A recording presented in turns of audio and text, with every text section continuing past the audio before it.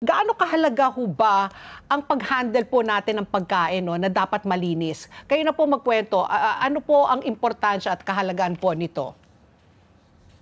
Simulan ko muna sa definisyon ng WHO. So mahalaga magsimula tayo dun sa basics, no. Pagdating sa bakit natin binibigyan ng emphasis to in terms of yung food safety. Magsisimula tayo sa foodborne illness. Kaya yung food safety ay may kinalaman sa pag-iwas ng iba't ibang sakit na nakukuha natin mula sa pagkain o inumin na kontaminado ng mikrobyo tulad ng bacteria, viruses at parasites or chemical tulad ng toxin at heavy metals. Alam natin kapag hindi ligtas ang ating kinakain ay nagdudulot to ng masamang epekto sa ating kalusugan. Pero beyond dun sa dun sa aspeto ng kalusugan, dahil alam na marami sa mga Pilipino ang mataas ang knowledge at awareness pagdating sa yung epekto ng pagkain pagkain na kontaminado. I think isang mahalagang aspeto dito yung bakit natin binibigyan ng kahalagan nito is yung pinoprotektahan natin yung kalusugan bawat Pilipino na hindi sila magkasakit o mamatay, lalo na yung mga bata, buntis, matatanda at may mahinang immune system. Sinisigurado natin ligtas din dahil importante ito, tumutulong to sa wastong nutrisyon. Ang ligtas na pagkain nagbibigay daan para ma-absorb ang mga maayos na nutrisyon at makatulong sa pangmatagalang pag-unlad ng tao. Ngayon kung hindi na-absorb yung mga nutrisyon na yun sa katawan, mayroong ibang epekto yon na pwedeng maka-apekto dun sa development ng bata at sa cognitive function niya. Pangatlo, ang batang palagi o ang isang Pilipino kapag palagi nagkakasakit or ang bata palagi nagkakasakit dahil sa hindi ligtas na pagkain, syempre nag-a-absent sa eskwelahan. Tumataas ang absenteeism at hindi nakakahabol na sa mga catch-up, no? So, malaking epekto niyan sa mga bata. Sa mga manggagawa naman, ang manggagawa, mahalaga manggagawa at dahil ito yung fuel para sa economy natin, pagpapatakbo ng economy. Nababawasan yung pag napapalakas natin yung ang ating economy at kalakalan dahil sa ligtas na pagkain, nababawasan ng gasto sa ospital, naiwasan ng mga food waste, napapabuti ang imahe ng bansa sa kalakalan at turismo. Mahalaga din ito sa food security. Ang pagkain ay dapat hindi lang sapat kundi ligtas at kalidad upang masiguro yung kalusugan ng populasyon. At ito'y tinutulak din ng DOH at ng WHO kasi sinusuportahan natin din yung Sustainable Development Goals. Lalo na sa SDG 6, SDG sa health, hindi maabot natin yung layunin ng SDG, no, kung ang ating pagkain ay kontaminado at hindi ligtas. Ano po sir ang SDG? Ano ibig sabihin po nun? Sustainable Development Goals. Ng United Nations po, no?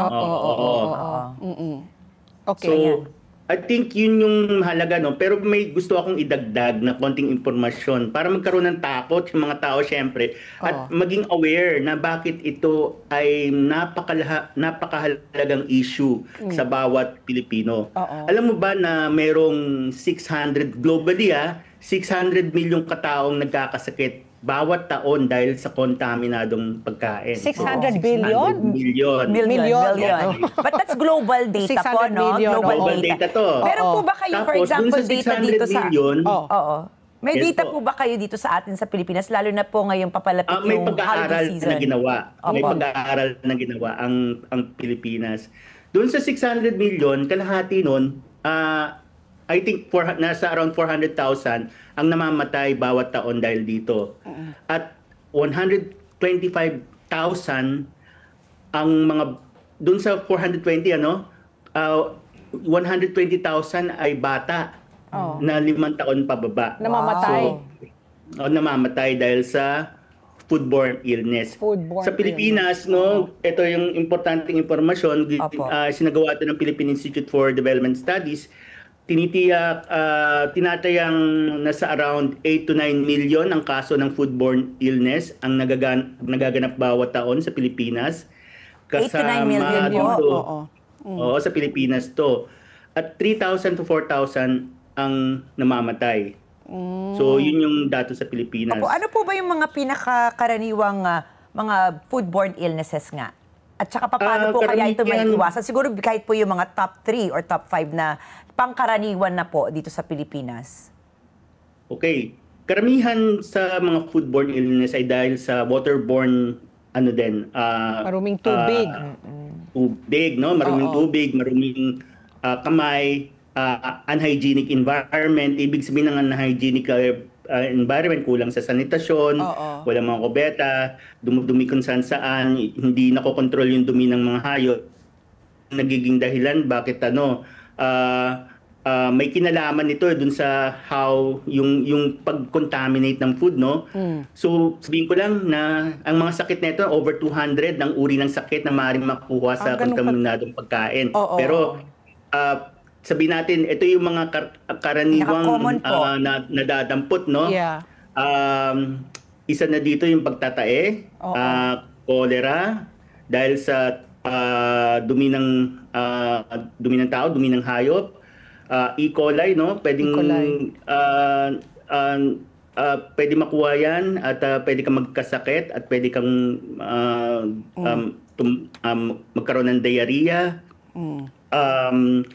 Amoeba, parasites, mga parasites, yung kapag nagluto ka ng raw na pagkain, na o kaya kumain ka noon, o hindi mo hinanda ng maayos, hindi mo linuto ng maayos, pwede kang makadampot ng parasitos. Oo. No? So yan yung mga common, no? Common na sakit na maiiwasan talaga kung pinagtutuunan ng pansin ang maayos na paghahanda ng pagkain, kalinisan ng kamay, Oo. at iba't ibang aspeto na hindi na maiwasan natin yung contamination at cross contamination.